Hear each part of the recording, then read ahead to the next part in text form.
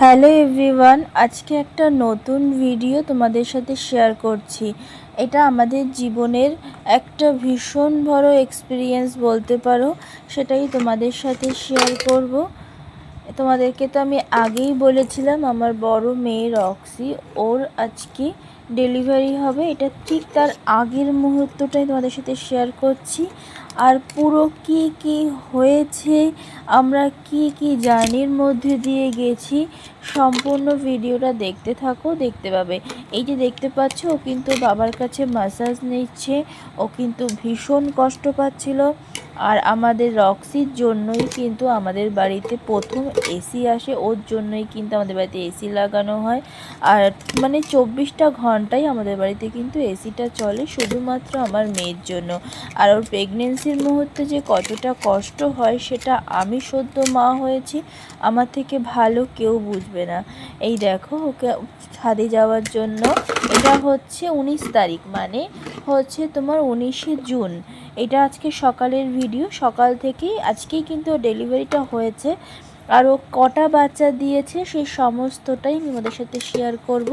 এই দেখো, ও ছাদে যাবে বলে দৌড়াদৌড়ি করছিল, একবার ছাদে যাচ্ছিল, একবার নিচে আসছিল। আর জানো তো, ও একেবারেই হচ্ছে ছাদে গিয়ে আর পটি করতে পারছিল না, বাথরুমও করতে পারছে না। ও কখনো সিঁড়িতে, কখনো আমাদের ডাইনিং স্পেসে, বিভিন্ন জায়গাতে করে ফেলছিল।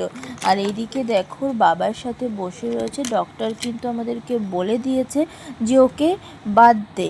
আমাদের কিন্তু ভীষণ কষ্ট হচ্ছিল। এই ওষুধটা কিন্তু সকাল থেকেই ওর চলছিল, এটা আমার বরমশাই কিন্তু ওকে দিচ্ছিল। এদিকে আমার বরকে দেখো, এতটাই টেনশান করছিল, টেনশানে হচ্ছে মানে ওর মাথা খারাপ হয়েছিল, মানে স্বাভাবিকভাবেই মানে ওকে আমি কিন্তু হাসানোর চেষ্টা করছি, কিন্তু ওর মন মানে ভীষণভাবে ও প্রেশার বেড়ে গেছিলো যে কখন হবে।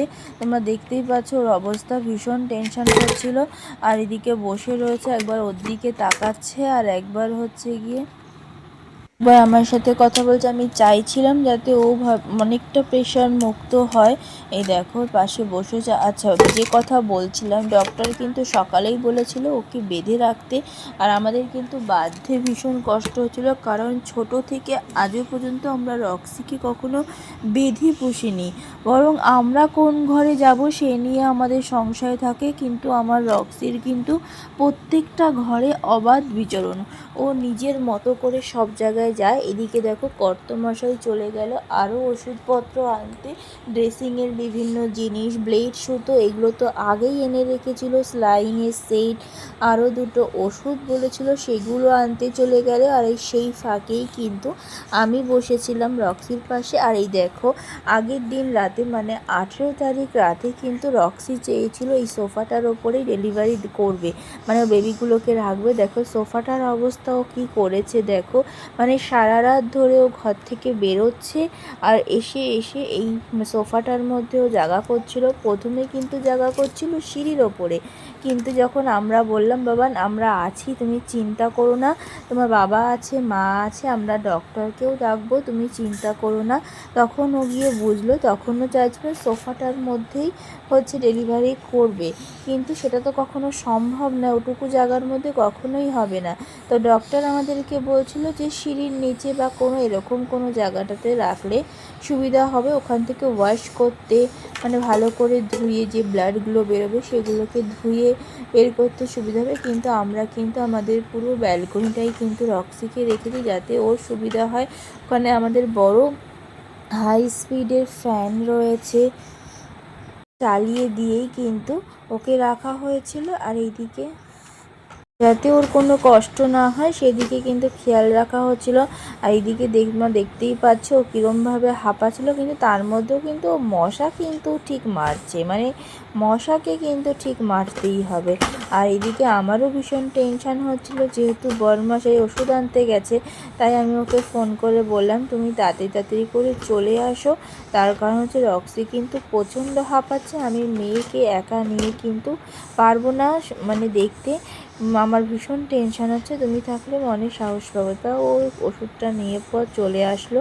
চলে আসার পরে কিন্তু তখন ও ওষুধ আনতে গেছিলো, তখন কটা বাজে, তখন বাজে 12টার দিকে গেছিলো ওষুধ আনতে। এদিকে দেখো তখন রক্সি কিন্তু, আমি তখন বাড়িতে একা, তখন মেয়েকে জাস্ট ঘুম পাড়িয়েছি, ঘুম পাড়িয়ে দিয়ে ও কিন্তু এরকমভাবে কোদ দিচ্ছিল যাতে হচ্ছে বেবিটা চলে আসে। আর ওর কিন্তু ব্যথাটা কিন্তু আগের দিন রাত থেকেই হচ্ছিলো, সেটা আমরা ফিল করতে পারছিলাম ওর কষ্টগুলো। আর এইদিকে হচ্ছে মানে জল বেরোচ্ছিলো, জল কিন্তু ভাঙছিলোই। আর এদিকে যাতে করে স্নান করে ঠাকুরের কাছে প্রদীপ জ্বালিয়ে দিয়েছি যেন সবটা ভালোভাবে থাকে, আমার রক্সি যেন ভালো থাকে, ওর বেবিগুলোও যেন সুস্থ থাকে। আমি ঠাকুরের কাছে এই কামনাই করছিলাম। তার মধ্যে আমার কর্তামশাই চলে আসলো। ডক্টর আসার আগে প্রথম বেবিটা কিন্তু আমার বরের হাতেই হয়েছে। এই দেখো কিন্তু সেটাকে পরিষ্কার করছে। আর খুব সুন্দর করে কাপড়গুলো কিন্তু আমরা গুছিয়ে রেখেছিলাম, ছোটো ছোটো ছোটো করে রুমালের মতো কেটে। অনেক কাপড় লেগেছে আর অনেক কাপড় কিন্তু আমরা বারান্দাতেই রেখেছিলাম যাতে ও বুঝতে পারে যে ও বেবিগুলোকে এখানে রাখতে পারে। ওকে বোঝানোর জন্য এরকম অনেক কাপড় কিন্তু আমরা দিয়ে দিয়েছিলাম। তোমরা দেখতেই পাচ্ছ এটা কিন্তু ওর ফার্স্ট বেবি হয়েছে। এই দেখো ভালো করে আমার বরমশাই কিন্তু মুছিয়ে দিচ্ছে আর রক্সি কিন্তু গিয়ে গিয়ে দেখছি। দেখো দেখো তোমাদেরকে দেখাই, কিউটিটাকে দেখাই একটু। এটা কিন্তু মেয়ে হয়েছে। এই দেখো তোমরা ভালো করে দেখো। এই এক মানে বিশ্বাস করো আমাদের কাছে একটা ভীষণ একটা বড় মানে দিন কাটলো আজকে আমাদেরকে। তোমাদের সাথে সম্পূর্ণ ভিডিওটা শেয়ার করব বলে আমি ছোটো ছোটো করে ক্লিপ নিয়ে রেখেছি, তোমাদের সাথে সম্পূর্ণটা দেখাবো বলে, তোমাদের সাথে শেয়ার করব বলে। দেখতেই পাচ্ছ খুব আলতো হাতে কিন্তু ওকে খুব পরিষ্কার করে দিচ্ছে। আর বিশেষ করে তোমার ঘাড়ের কাজটা আর নাকের কাজটাতে হচ্ছে ভালো করে মুছে দিতে হয়। তারপরে যখন ও কান্না করবে, এই দেখো রক্সি কিন্তু সোফাতেও উঠে পড়েছে। এই দেখো তোমাদেরকে চারিদিকটা দেখাই কীরকম পরিস্থিতি হয়ে রয়েছে, বিশ্বাস করো। এই দেখো তারপরে যখন মুছিয়ে দিল তারপরে কিন্তু আমি ওকে একটু আদরও করছিলাম। তারপরে এই ফার্স্ট বেবি হওয়ার পরেই কিন্তু ডক্টর চলে এসেছিলো। ডক্টর আসার পরে কিন্তু এই দেখো সুতো দিয়ে নাড়িগুলোকে কেটে দিচ্ছিলো। প্রথমে সুতোটাকে বেঁধে দিল, বেঁধে দিয়ে ব্লেড দিয়ে, এটা কিন্তু আমাদেরকে আগেই এনে রাখতে বলেছিল। দেখো সেগুলো কিন্তু আমরা সমস্ত কিছু জোগাড়যন্ত্র করে রেখেছিলাম, আমাদেরকে বলে দিল যে কিভাবে করতে হবে, শিখিয়ে দিচ্ছিল সব কিছু। এই দেখো প্রথমে সুতোটাকে বেঁধে নিতে হবে, একটুখানি ছেড়ে দিতে হবে, ছেড়ে তারপরে সুতোটাকে বাঁধতে হবে, বেঁধে তারপরে ব্লেডের সাহায্যে কিন্তু কেটে দিতে হবে। আর এরকমভাবে হচ্ছে ওদেরকে আমরা রেখেছিলাম জানো তো কিসে, ওই আমার মেয়ে ছোটোবেলায় যে দোলনাটায় চড়তো সেই দোলনাটা তো পুরো বক্সটা ভালো রয়েছে, যে স্ট্যান্ডটা সেই স্ট্যান্ডটা ভেঙে গেছে। তো চৌকো কোনো ক্যারেট বা কিছুর মধ্যে না রেখে আমরা চৌকো বড় যে দোলনা সেই দোলনার মধ্যে আমরা বেবিগুলোকে রাখছিলাম। আর কটা বেবি হয়েছে সেটা তোমরা পুরো ভিডিওটা দেখতে থাকো, সম্পূর্ণটা তোমরা দেখতে পাবে।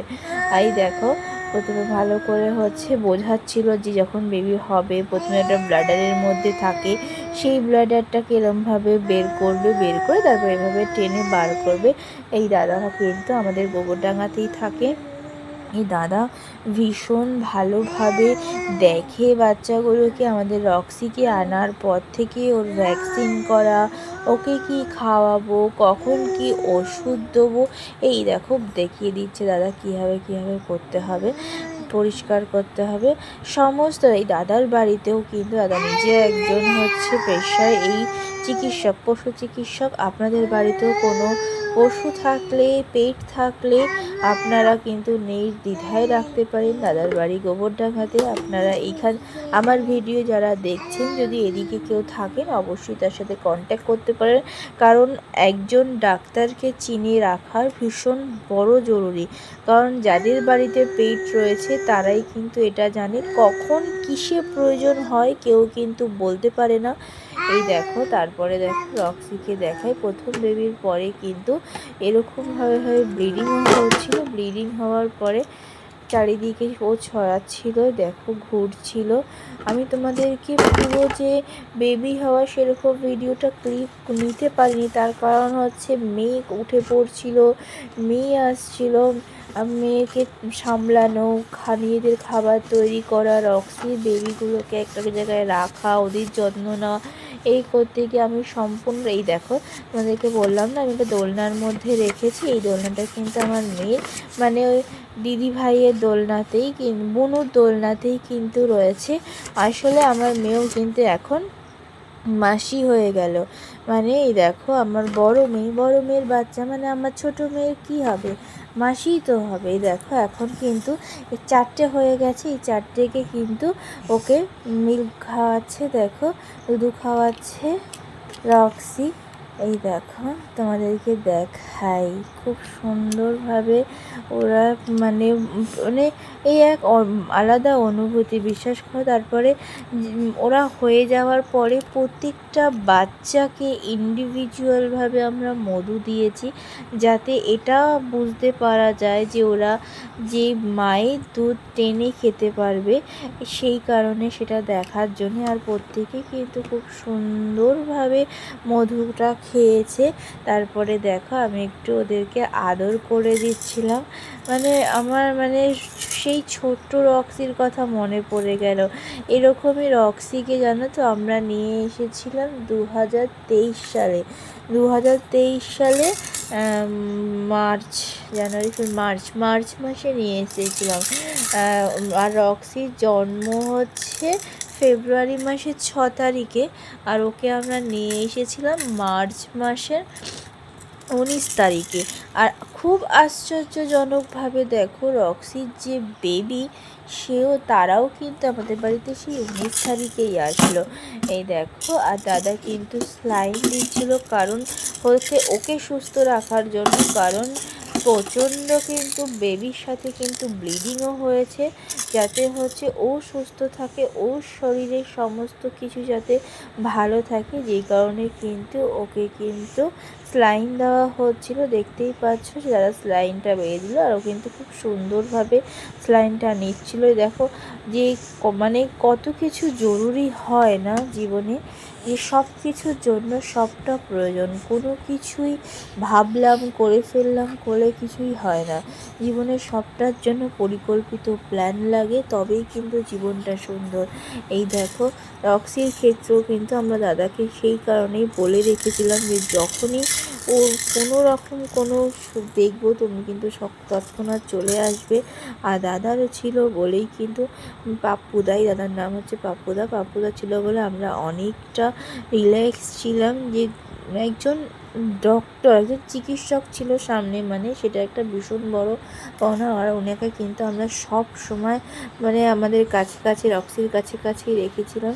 আর দাদাও কিন্তু ভীষণ ভালো, মানে এক ফোঁটাও হচ্ছে ওর কাছ ছেড়ে যায়নি। দেখো সবাই মিলে কিন্তু লাফালাফি করছে, একজন একজনের গায়ের ওপর উঠে যাচ্ছে, আদর করছে, এই কাজ করছে। এই দেখো আমি এইটা কিন্তু তখন ও কিন্তু, আচ্ছা তোমাদেরকে আরও একটা কথা বলে রাখি, রক্সি কিন্তু বেবি হচ্ছিল তখন, স্টার্ট হয়েছিল তখন কটা বাজে, 1:45 এরকম, 12টার দিকে আমার বড় ওষুধ আনতে গেলো, ওই 12:30 1টা দিয়ে কিন্তু বেবি দেওয়া শুরু হয়েছিল। আর এই যে ক্লিপটা দেখতে পাচ্ছ, এটা কিন্তু তখন রাত 8টা বাজে, মানে ও কিন্তু যে বেবি দিচ্ছিল, দেওয়ার পরে কিন্তু অনেকক্ষণ কিন্তু ওয়েট করে হচ্ছিল। আর এটা কিন্তু ওর 7 নাম্বার বেবি হয়েছে।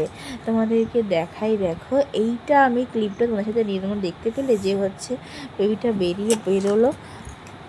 ওই দেখো দেখতে পাচ্ছ নিশ্চয়ই, দেখো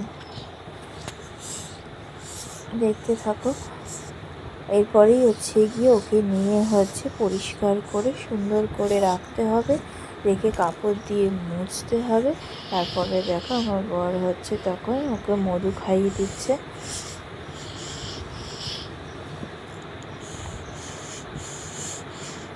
এই দেখো, আর তারপরে এখন রাত হয়ে গেছে, আমি দুধ গরম করে দিলাম আর বেবিগুলোকে এর মধ্যে রাখা হয়েছে আর ওকে একটু ফ্রেশ করিয়ে দিয়ে দুধ খাওয়ানো চলছে। এইভাবে কিন্তু আমাদের পুরো দিনটা কেটেছে ভীষণ টেনশানের সাথে। তোমরা সকলে প্রে করো যাতে রক্সি আর ওর বেবি দুজনেই খুব ভালো থাকে, সবাই যেন খুব ভালো থাকে, আমার রক্সি যেন ভালো থাকে, এটা তোমরা প্রে করো। সবাই সুস্থ থেকো, ভালো থেকো। আর ভিডিওটি কেমন লাগলো অবশ্য করে জানিও। তো টাটা সবাইকে, সবাই খুব ভালো থেকো, সুস্থ থেকো। একটা নতুন ভিডিও তোমাদের সাথে শেয়ার করলাম। আর বলে রাখি, এখন বাজে হচ্ছে 9:53, মানে প্রায় 10টা বাজে। এখনও পর্যন্ত রক্সির 8টা বাচ্চা হয়েছে, তার মধ্যে হচ্ছে 2টো ছেলে বাচ্চা আর বাদবাকি সবাই কিন্তু মেয়ে। তো সেই ভিডিওটাও তোমাদের সাথে দেখাবো, চলো দেখতে থাকো। ওকে ফ্রেশ করিয়ে দিয়েই সমস্ত বেবিগুলো দেখো এখন হচ্ছে রক্সির সাথেই রয়েছে। ও কিন্তু ওদেরকে দুধ খাওয়াচ্ছে, ভাইও চলে এসছে। আর তোমাদেরকে লাস্টে আমি কতগুলো ভিডিও আর ছবি দেখিয়ে দিচ্ছি, এই ভিডিও থেকেই আমি তুলেছি। এই দেখো ওর বেবিগুলোকে তোমরা দেখে নাও। তো আজকের ভিডিওটা এ পর্যন্তই। তোমরা সকলে খুব ভালো থাকো, সুস্থ থাকো, অনেক আশীর্বাদ করো। টাটা সবাইকে।